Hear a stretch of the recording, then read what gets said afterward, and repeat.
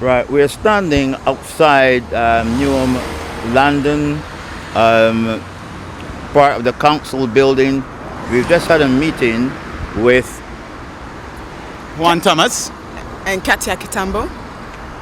Can you tell us roughly what the meeting was about? Well, it was basically a conference meeting for the so-called well-being of our children, as we basically taking them out of the school institution, and they're basically opposed to this and felt that we were not adequate to actually homeschool our children, and then basically dismissed the fact that we're homeschooling, and then classified it that there were children missing from school.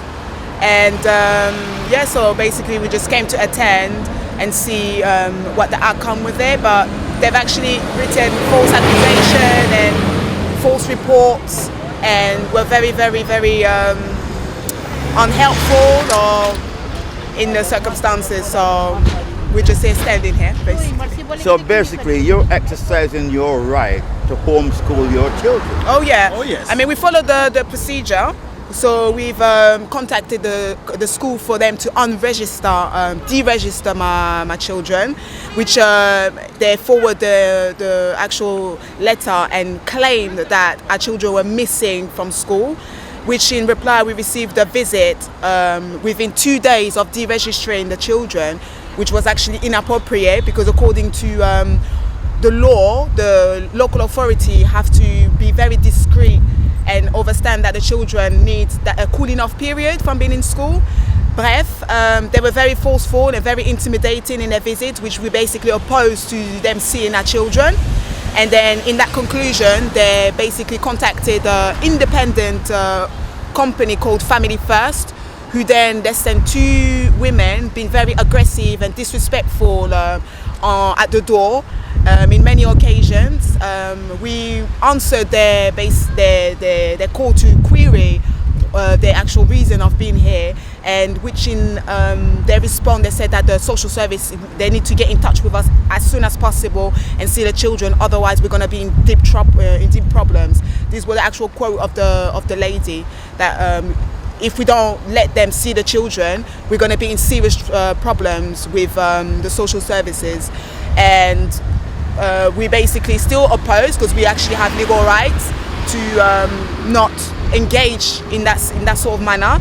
And then we basically got phone calls from two visits from the police randomly, where the initial visit we opened the door. They've said they wanted to see the children, which we allowed them to have a glimpse at them.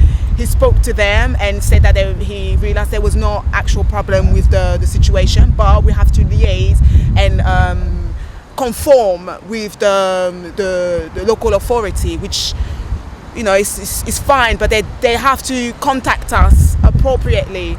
And then after that, we got a visit from the actual social worker, and she was very, very forceful again, which I opposed to actually discuss anything because I had not committed any form of crime.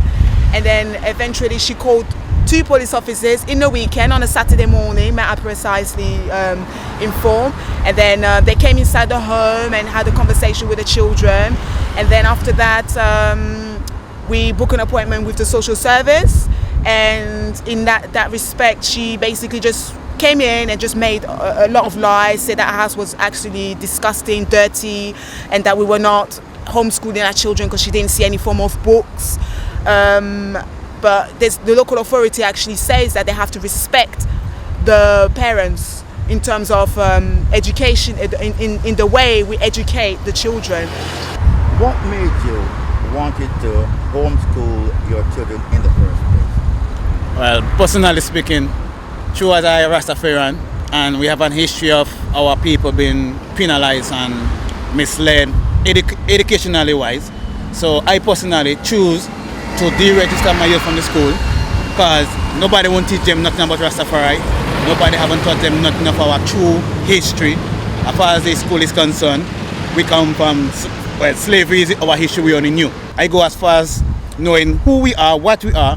So it's my duty as a daddy, because my mom didn't taught me that. Right now, I'm actually teaching my mom that now, which she's happy about. So I decided, okay, I taking my youth out for school.